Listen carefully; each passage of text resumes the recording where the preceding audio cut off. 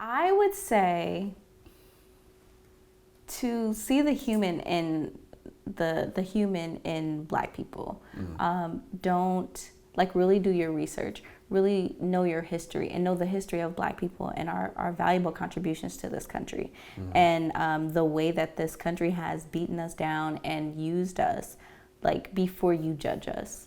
That is what I definitely stress, because we have so many conversations and the historical context is lost. You know, they look at people who are gang members in the streets or who are drug dealers, and it's like, look, but when the government does not invest in your communities, when there's no money, when people have to feed their kids, a lot of people don't understand that a lot of that life is survival. And granted, there are also Black doctors and lawyers and things like that. Those are the exceptions and not the rule, because you know, yes, because we still have that drive. Yeah. You know, we still have that beauty in us as a people, and we still have valuable contributions. This country and other countries imitate our art that we create. Sure. You know, our culture. Like, we are a creative, loving people, and we are this way just naturally. We love pretty much everybody. It's why we fight for everyone. It's time to start loving Black people.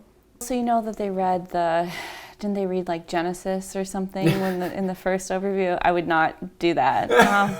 I'd probably read a poem by, I don't know, Sappho or Rilke. That's what I would do. Okay. It's a bit tongue in cheek, but my answer would be something like, "You fucking idiots!" Like, just looking down on the people of Earth. Like, and I'm one of those people, right? But just like, it's like the Charlton Heston Planet of the Apes things. Like, you blew it up. I think there's nothing that's too small.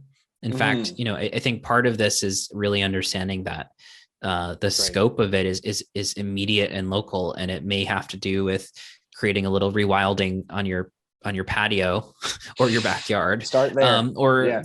Just start there. And it's not really about scale. It's about, you know, really learning how to become place-based again. And the overview effect, I think, lends itself to that, because you really see the immediate importance of any of these, you know, watersheds and bioregions. It's Absolutely how humans have lived before, and I think how we're going to have to learn how to live again. So nothing's too small. Cool. And you know, the small is intimate with the macroscopic. You know, we gotta oscillate between the tiny and then the big, the planetary and then the singular environment, niche organism doing its part in relationship to the whole. And really, we have a felt sense of that. I guess that would be the second thing. This whole becoming planetary and complexity and all this stuff, the history of consciousness, I think it would not be true if it weren't already a felt sense that we can become planetary, that we do have this integrality of all of these different ontologies, and that we can live differently. You know, it comes out from us, and it happens in relationship with others, but it's a felt sense. You don't have to master this at a PhD level, you know. Right. You're already participating in it. I think it's really key, and this, my travel really helped me with this, like to see, you know, a lot of us are striving for the same kinds of things. We want connection, we want self-determination or freedom, you know, we want some sort of meaningful livelihood, and we want you know, connection with nature and I guess peace with that comes with that. And I think I get, to me, like the thing that keeps coming up for me is this concept of interdependence, the ways in which we are all dependent on one another, is really like both a black pill and a white pill. I mean, it's so beautiful, but also like so terrifying, really, because I think we're you know, what happens with one of the students I had,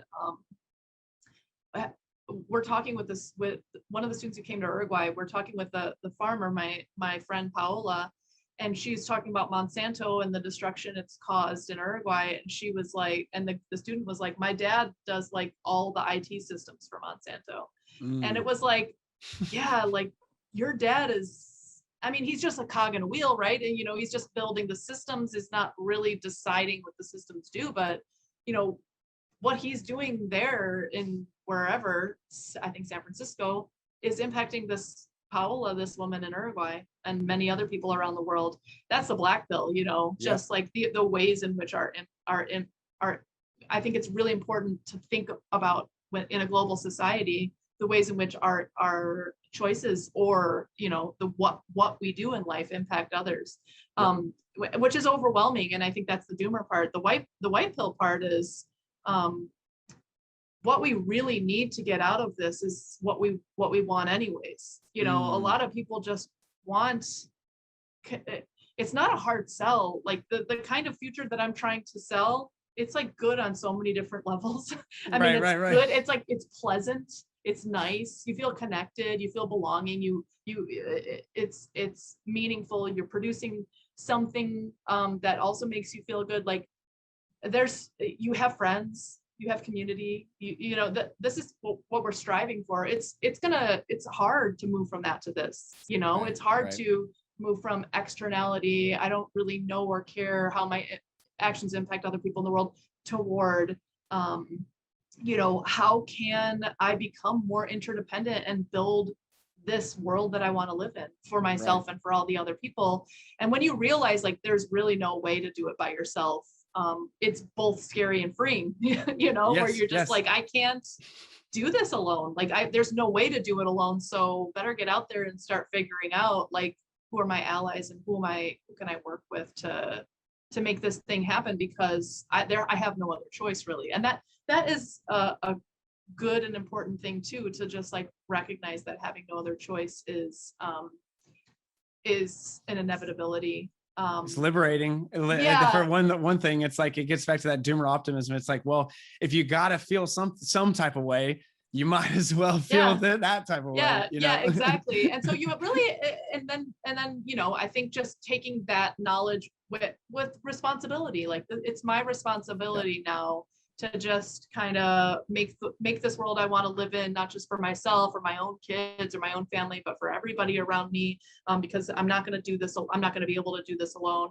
And kind of being intuitive and respectful in that act of co-creation. Like I said before, it's like, it's very messy and awkward. It's going to be messy and awkward, and that's okay. It's not going to be pure.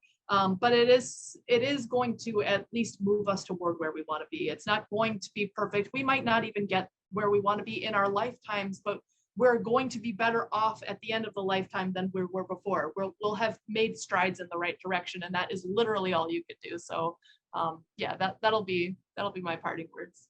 What I would say is that I love people who are obsessed about books. Yeah.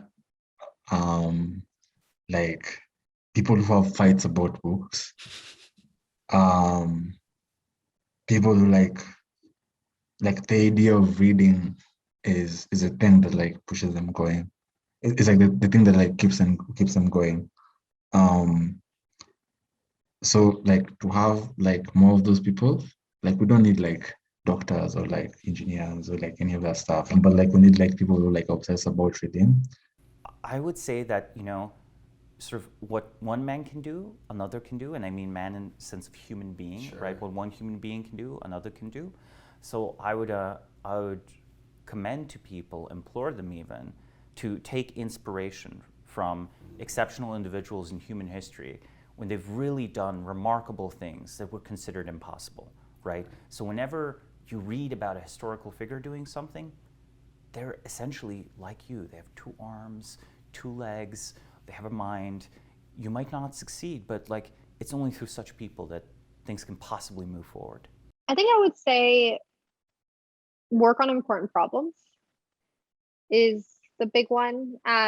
This is not necessarily easy, but I think it's seen as astronomically hard when actually a lot of work can be done just because there's somebody running on it, so to speak, right? And there are, like, the technical risk, like the market risk or whatever, but like there's a lot of things that kill companies that are technically easy. And there's also a lot of benefit of working on something interesting and important. Like, a lot of people want to work with us on it now. We get a lot of opportunities because we're one of the few people in the field. Sure. So I think that's the biggest thing, is just like, I don't know, I have like a somewhat aggro view that if you're like able and well, like you have a responsibility to do things that help other people. And it can be in like a one-to-one, like a doctor or even a good parent, you know, like hits this in many ways.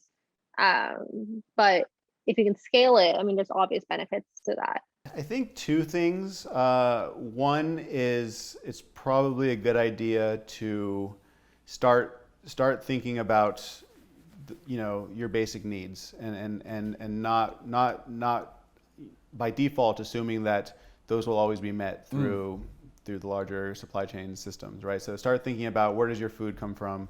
Where does your water come from? Where does your energy come from? You know, everything else, you know, clothing, fibers, like just, you know, if not to produce for yourself, but just to kind of become aware of, you know, what are the, you know, like what would it look like to become more resilient, or at least become aware of, like, you know, where things come from, right? Just start bringing that more to awareness. And I think just kind of, you know, that will necessarily, you know, incline you towards, for example, you know, again, the lowest hanging fruit is starting to grow things, right? Learning how to grow food. But then, you know, so the other side of that, the cosmopolitan part, you know, I think that it's easy, and it might be increasingly easy to have scapegoats for what's going on in the world, what's going wrong with your life, or what's going on in the world. And, you know, I would just try to remind people that, you know, we're all part of the same fabric of reality. You know, we all have different life experiences, we come from different places, and we have different ideas about what's right and wrong. But, you know, don't be so quick to cast blame on some other group for what's causing your problems, even if it's like the big bad whatever out there, right? And try to recognize that we're all kind of in the same boat together, you know, as a humankind, but also as a biosphere, right? We're all part of the, you know, we're all part of the universe looking at itself. I was actually having goosebumps as you were describing this, because I was really imagining myself being there. I think I would have like definitely like a life-changing experience in many ways, and I don't know if I would say honestly something, because I would be speechless for the most of the time, like for 10 minutes at least. And after that, I would just, you know, be in awe of how beautiful the world is, and also how unique and precious and rare, and how lucky we are that we're alive.